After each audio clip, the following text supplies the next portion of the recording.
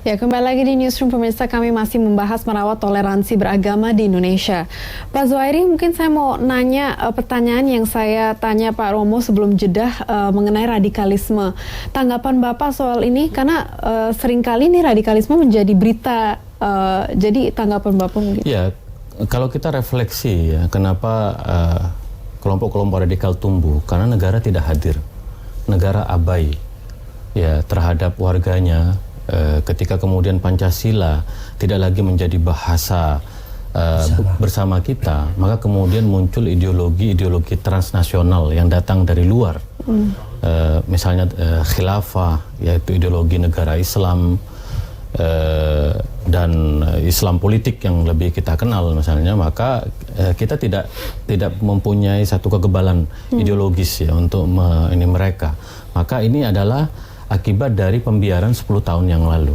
Oke lah, kita tidak sedang menyalahkan masa lalu, tetapi kita sedang merefleksikan bahwa kata kuncinya adalah negara harus hadir. Tadi Romo mengatakan hadir dalam konteks pendidikan. Saatnya Pancasila menjadi kurikulum dari PAUD sampai perguruan tinggi, tetapi dengan bahasa yang langsung direfleksikan.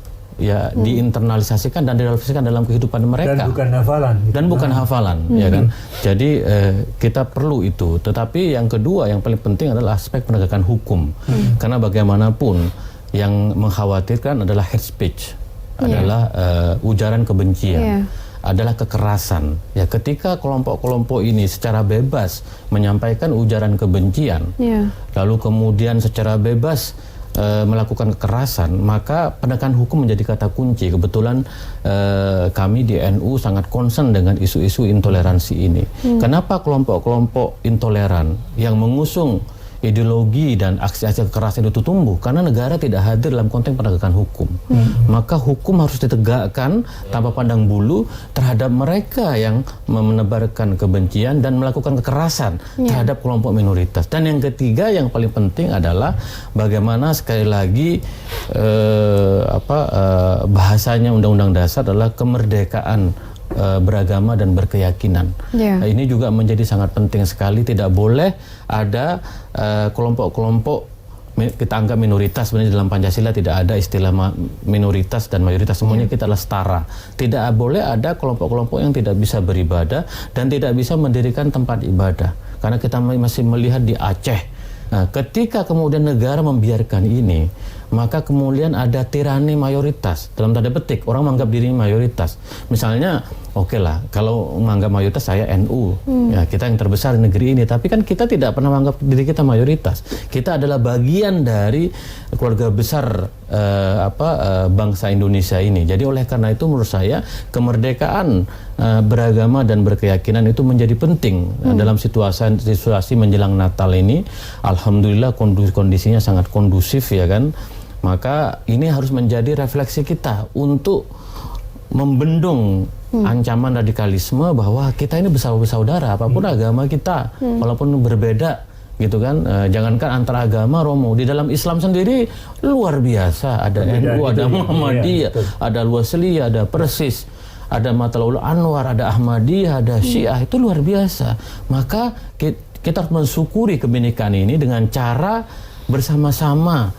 Karena bagaimanapun radikalisme itu juga karena ketidaktahuan. Kata Imam Ali itu anna su'ada majahilu, bahwa radikalisme itu muncul karena ketidaktahuan, karena kebodohan. Maka penting juga kita memberikan pemahaman bahwa kita umat beragama, apapun agama, apapun kelompok dan keyakinannya, kita bersaudara.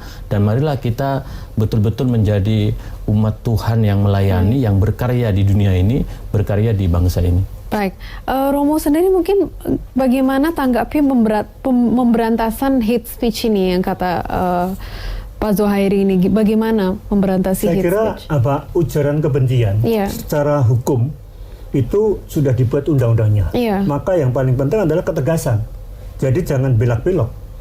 Karena penting sekali. Tadi dikatakan Gusmis bahwa negara harus hadir. Termasuk juga kalau mereka mengaco atau ada ibadat lalu didatangi oleh kelompok-kelompok itu, harus ada tegas itu. Kan di situ negara hadir menjamin bahwa kebebasan beragama, beribadat itu milik setiap warga itu. Lalu berikutnya ujaran kebencian itu kan saya mau mengatakan sederhana karena menjelang Natal ya.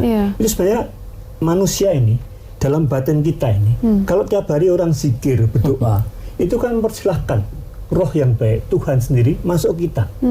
Tapi kalau kita tidak pernah membuka itu, sehingga yang mengisi kita adalah kebencian, sesuatu yang semuanya benci, maka keluar mulut itu juga benci itu sendiri. Maka saya yakin umat di Indonesia kebanyakan religius dan selalu membuka itu.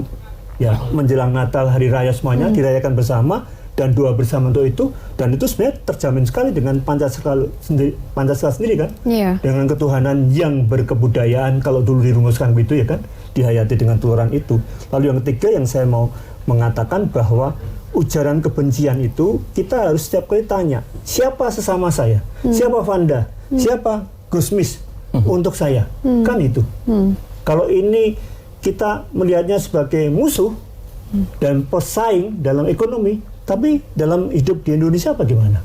Nah ini sekarang ini kita terbentur pada 20 tahun ini, 10 tahun terakhir ini yang masuk itu nilai yang paling pokok adalah kita direduksi untuk melakukan sesama ini dalam kalkulasi untung rugi dan ekonomis. Tidak menjadi citra Allah sendiri, kalifatullah Allah sendiri. Yang berikutnya kita juga ujaran kebencian bermula dari apa? Ini musuh kita, semua pesaing kita di mana-mana.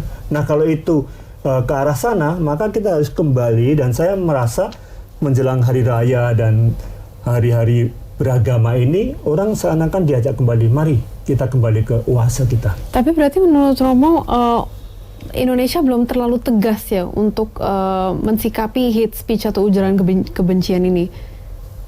Selalu kita kan begitu, Dasolen idealnya itu kan bagus ya kan, tetapi ketika ini sudah ada perundangannya, harus stop gitu loh. Jangan kalkulasi lagi, ini keuntungannya apa, lalu mulai bargaining segala macam. Nah kalau begitu terus, lalu kita mengalami semacam distrust. Padahal untuk bernegara kita butuh hidup kita bersama ini kan selalu tergantung pada percaya.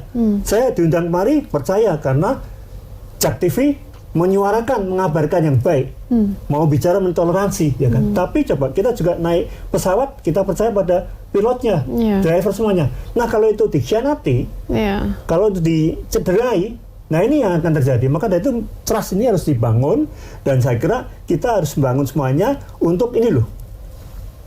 Maka yang paling penting kita jangan menjadi diri mengancam orang lain atau merasa terancam. Kenapa? Nah itu lalu semua agama kan berikan kasih itu sendiri, toleransi itu sendiri, bahasanya seperti apa itu. Baik, Romo, kami akan lanjutkan dialog ini setelah jeda yang satu ini. Pemirsa tetaplah bersama kami di Newsroom.